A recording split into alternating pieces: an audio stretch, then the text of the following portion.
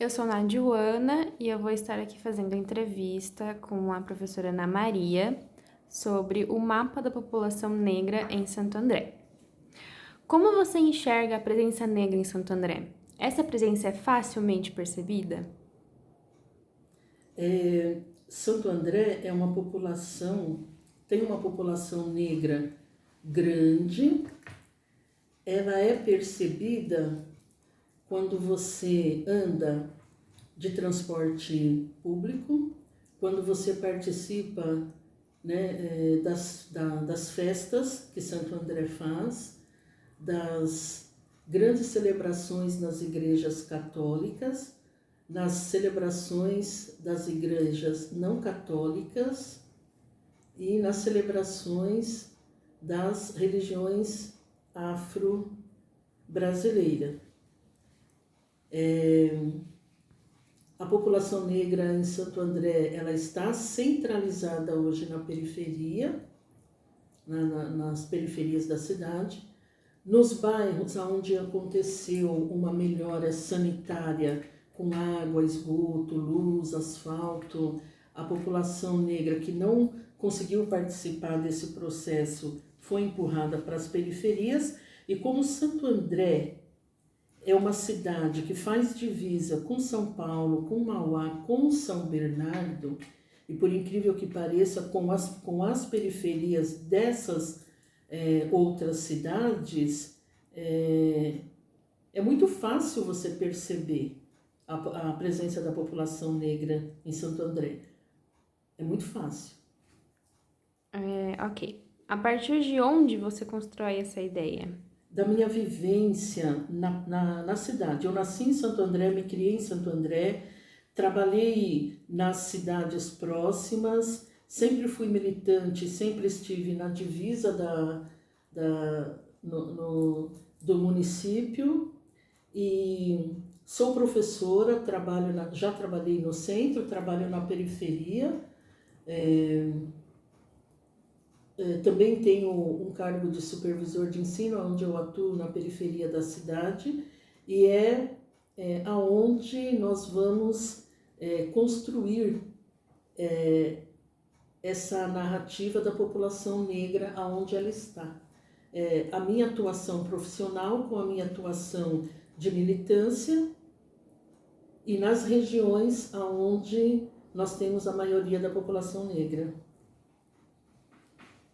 Em quais locais da cidade essa presença pode ser notada nos dias de hoje? Eu vou citar alguns bairros, né? Vila Palmares, Jardim Santo Alberto, Jardim Ana Maria, o miolo do Parque das Nações, Jardim Santo André, Jardim Guarará, Jardim Irene, Represa, Cata Preta, é onde nós vamos ter marcadamente a presença negra em Santo André. E aqui, quando nós falamos na divisa, principalmente com São Paulo, onde nós temos uma circulação muito grande da população negra, e Santo André acaba sendo assim, o lugar de passagem para você chegar em São Bernardo, para você chegar em São Paulo. Então, nesse corredor de trólebus, marcadamente, né, que vem da Zona Leste, que vem da região de São Mateus, aonde marcadamente são regiões que nasceram com a população preta, negra, afrodescendente, e que até hoje tem marcadamente essa população, acaba sendo um corredor onde nós vamos ver muito a população negra da Zona Leste e a população negra, né, que aí vai pegar os bairros em Santo André, Jardim Ana Maria, Mauá, né, a divisa com Mauá, o Sônia Maria, o Jardim Santo Alberto, onde eu nasci, me criei até uns 10 anos. Depois eu vim para o Parque Novo Oratório, Parque das Nações, né? Bairro de Santa Terezinha, o Parque das Nações. Então, o Tinga tem eles são construídos marcadamente com a presença da população negra. Conte-nos um pouco sobre a sua história de vida, sua cidade, sua idade, onde cresceu e outros aspectos que acha importante mencionar. Bom, eu gosto de ser reconhecida como professora de história, eu sou professora de história, tenho um cargo de professora de história na rede municipal de São Paulo, sou supervisora de ensino na cidade onde eu nasci, aqui em Santo André.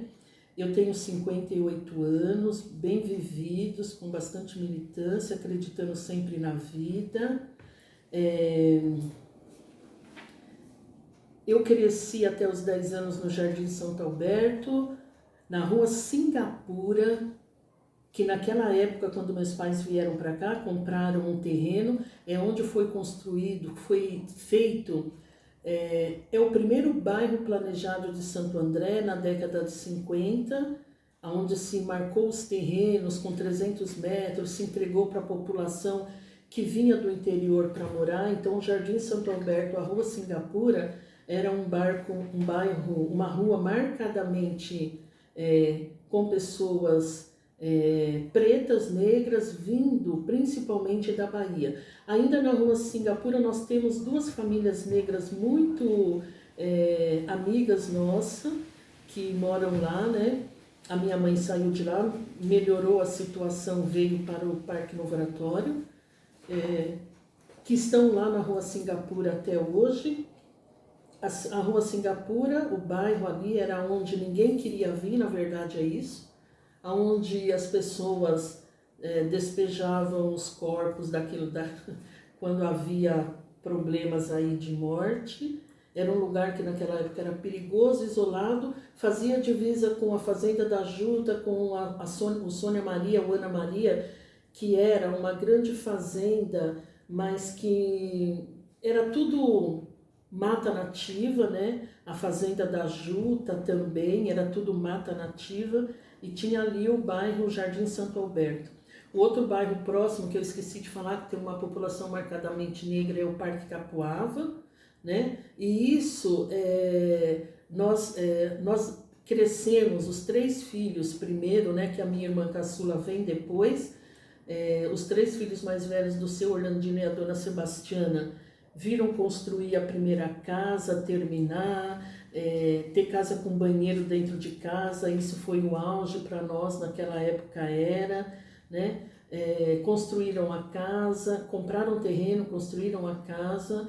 Nós vimos construir a primeira escola do Jardim Santo Alberto, que hoje se chama Wanda Bento Gonçalves, mas era a escola do Jardim Santo Alberto, que tinha até o 5º ano, o que seria a 5ª série, até a 4ª série. Depois a gente tinha que estudar em outro lugar, é por isso que meus pais também mudaram.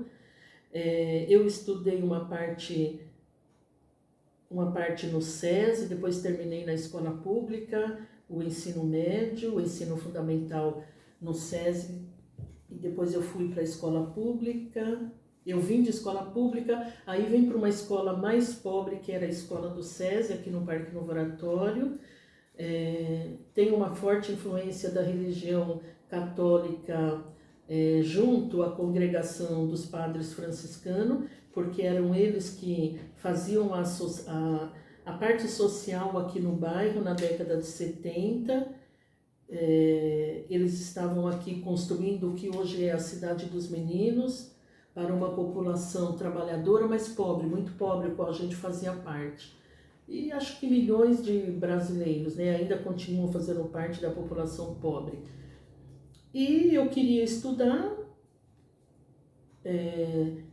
eu queria ser catequista, fui catequista, queria estudar para ser professora, me tornei professora e militei na causa daqueles que para mim tinham muita semelhança com a minha experiência de vida.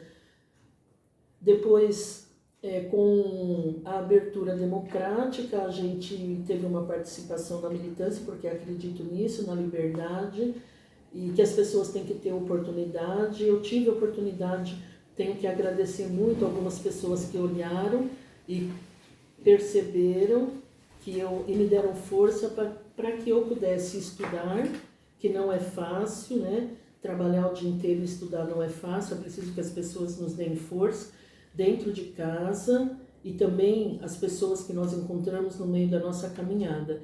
Eu acredito muito que a nossa população é uma população que quer melhorar muito, ela quer avançar, o brasileiro em si ele quer avançar, e é isso, né? Eu acredito que nós temos muito ainda o que fazer por esse país, eu tenho muito ainda o que fazer na área onde eu atuo, na área da educação. A educação é um direito de todos, ele tem que ser respeitado, tem que ter verba pública para a educação, tem que separar do orçamento, porque o Brasil, nesse momento, o que eu acho mais importante de tudo é que nós temos que preservar vidas, mais alto, nós temos que preservar vidas, muitas vidas, porque a nossa população é o que está morrendo bastante, e lutar por um país onde a justiça social ela seja implementada, e eu gostaria de ver isso. Eu não gostaria de morrer e não ver uma justiça social implementada.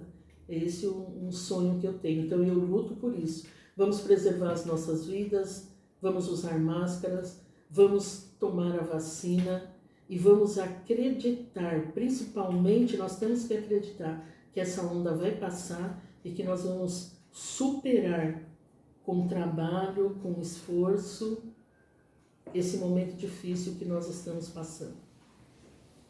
Vamos ver como é que ficou.